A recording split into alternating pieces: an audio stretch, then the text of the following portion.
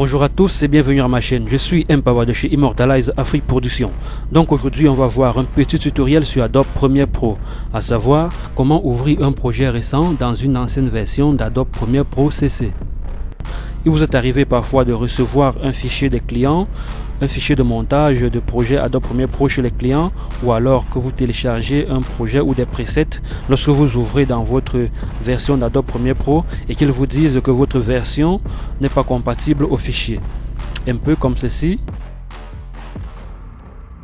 Lorsque vous l'ouvrez, qu'Adobe vous dit carrément ce projet a été enregistré dans une version plus récente d'Adobe Premiere Pro.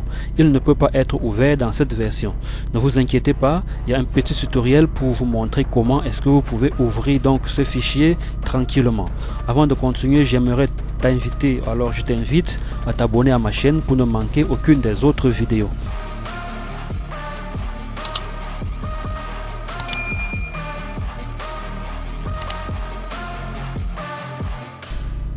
Donc si cela est fait, on va voir comment faire cela rapidement. Donc on va donc revenir sur notre fichier. Avant toute manipulation, je t'invite d'abord à dupliquer le fichier pour éviter de perdre le fichier original. Donc on va d'abord faire un copier-coller pour avoir une nouvelle version, en fait pour avoir une copie de notre fichier original. Donc on va travailler sur cette version-ci. Ce qu'on va faire, c'est diminuer la version du fichier. On va donc faire qu'un clic droit. On va utiliser SetZip. SetZip, c'est une application qui fonctionne un peu comme WinRAR, mais ça a une particularité. Il permet d'ouvrir parfois certains projets et de modifier le contenu source. Donc on va venir sur ouvrir l'archive. Si tu n'as pas SetZip, je vais laisser sous la description de cette vidéo, je vais laisser un lien de téléchargement pour l'application SetZip. Donc on va venir là, ouvrir l'archive. On va voir notre fichier là bien nommé tel qu'il est ici. On va faire notre clic droit, on va venir à édition. Dans édition, on va voir le code source de notre projet. Attention, si vous modifiez ou vous touchez quelque chose ici par hasard, vous pourrez ne plus faire fonctionner votre fichier. Alors c'est pourquoi je disais au début de dupliquer le fichier avant toute manipulation. Donc pour baisser la version du fichier, on va venir sur cette première ligne, on va chercher la version du fichier.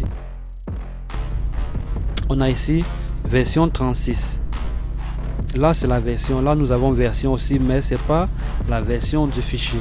Donc voici la version du fichier ici. Étant donné que vous ne savez pas sous quelle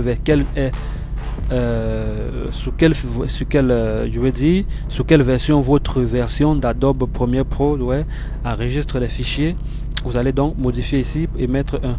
Moi je connais la mienne enregistre sur une version 34. Donc si on va juste mettre 1, puisque on suppose que vous ne connaissez pas sous quelle version votre Adobe Premiere Pro enregistre les fichiers. On va donc mettre 1 ici. Lorsqu'on va mettre 1, on va fermer. Il va nous dire, demander d'enregistrer, on va enregistrer.